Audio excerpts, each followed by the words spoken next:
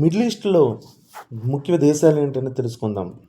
Saudi Arabia, Iran, Iraq, Yemen, Oman, UAE, Syria, Turkey, Egypt. ఈ దేశాలని middle east దేశాలని పిలుస్తాము. అయితే మిడిల్ ఈస్ట్లో వార్స్ ఎందుకు జరుగుతున్నాయో తెలుసుకుందాం. మొదటి రీజన్ ఆయిల్, పెట్రోల్ కోసం పోటీ. మిడిల్ ఈస్ట్లో ప్రపంచంలోనే ఎక్కువ ఆయిల్ రిజర్వ్స్ ఉన్నాయి. వీటిపైన ఎవరైతే ఆధిపత్యం పొందుతారో వాళ్ళే ఈ ప్రపంచాన్ని శాసిస్తారు. సెకండ్ వన్, రిలీజియన్ కాన్ఫ్లిక్ట్స్, మత వివాదాలు. ఇస్లాంలో రెండు ప్రధాన గ్రూప్స్ ఉన్నాయి, సున్నీ, షియా. సున్నీ సౌదీ అరేబియా ఆచరిస్తే షియా ఇరాన్ ఆచరిస్తుంది. ఈ రివాల్వరీ వల్ల ఇండైరెక్ట్ వార్స్ జరుగుతాయి.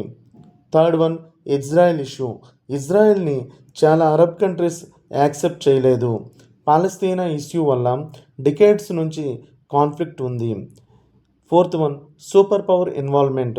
యునైటెడ్ స్టేట్స్, రష్యా ఈ దేశాలు తమ ఇంట్రెస్ట్ కోసం మిడిల్ ఈస్ట్లో ఇంటర్ఫేర్ అవుతున్నాయి. వెపన్స్ సప్లై చేయటం వార్స్ని ఇండైరెక్ట్లీ పెంచుతాయి. Fifth one, terrorism and extremism. కొన్ని గ్రూప్స్ ఐఎస్ఐఎస్, ఆల్ ఖైదా వీళ్ళ వల్ల ఇన్స్టెబిలిటీ పెరుగుతుంది, కంట్రీస్ మధ్య ట్రస్ట్ తగ్గుతుంది. Sixth one, political instability. కొన్ని దేశాల్లో స్ట్రాంగ్ గవర్నమెంట్ ఉండదు. Example Syria, Iraq. Civil wars, బయట దేశాలు ఇన్వాల్వ్ అవుతాయి. Seventh one, strategic locations.